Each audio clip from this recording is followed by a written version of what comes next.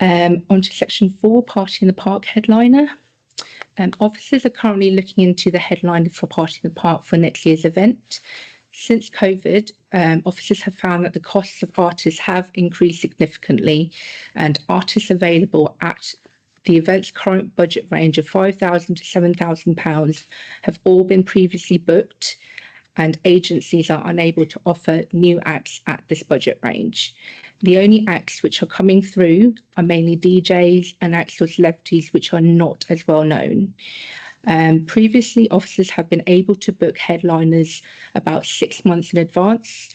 However, it is also being found that it's becoming extremely difficult to book a named celebrity act or artist, and agencies are now advising to book within a 12 to 18 month period.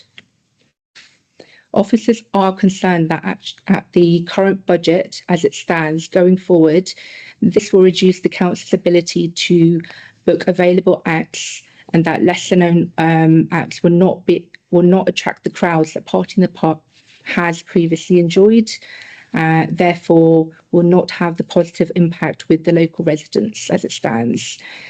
As presented in the Community Services Budget Report, officers are asking for an increase of £10,000 for the Party in the Park budget going forward to ensure that the council can still attract a good standard of performers, which is something that the public have come to expect.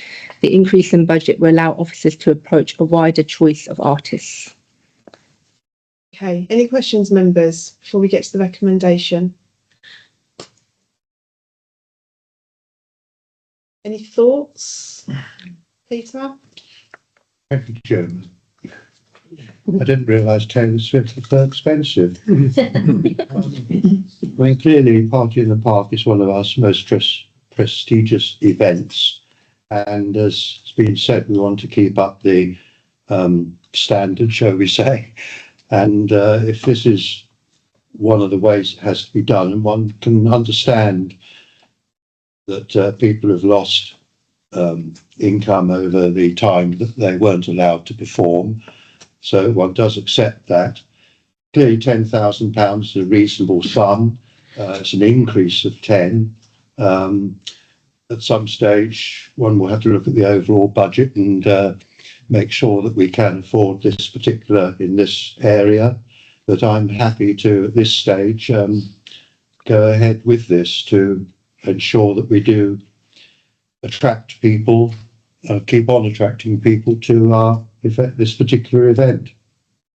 Thank you. Thank you. Anything else? Louise? Thank you, Madam Chair. £10,000 is a lot of money, and I'm thinking, where do we find it? How do we cover it? And then I'm thinking, do we really need to have a big name to attract people? And actually, yes, we probably do. Will people be disappointed if we don't put this event on at all? Oh my gosh, I think they'd be very disappointed, which obviously has not been suggested, by the way. But I think I have to agree with what Peter just said, that yeah, I think this is one of the expected events. It's probably the biggest of the year, really. I think I therefore would support the additional budget. £1,000. Nick? Just a thought. Obviously, we'd like to keep the this attraction. It's a very big attraction. How many acts are we planning to have at the moment for the actual show? Is there any way we can do it with less acts? In other words, drop one act and then sort of use that money to help bolster the money for the Prime Act? So at the moment, it is in the very early planning stage for the event, and a proportion of the event we do actually utilise community groups as much as we can to actually help with the budget itself too.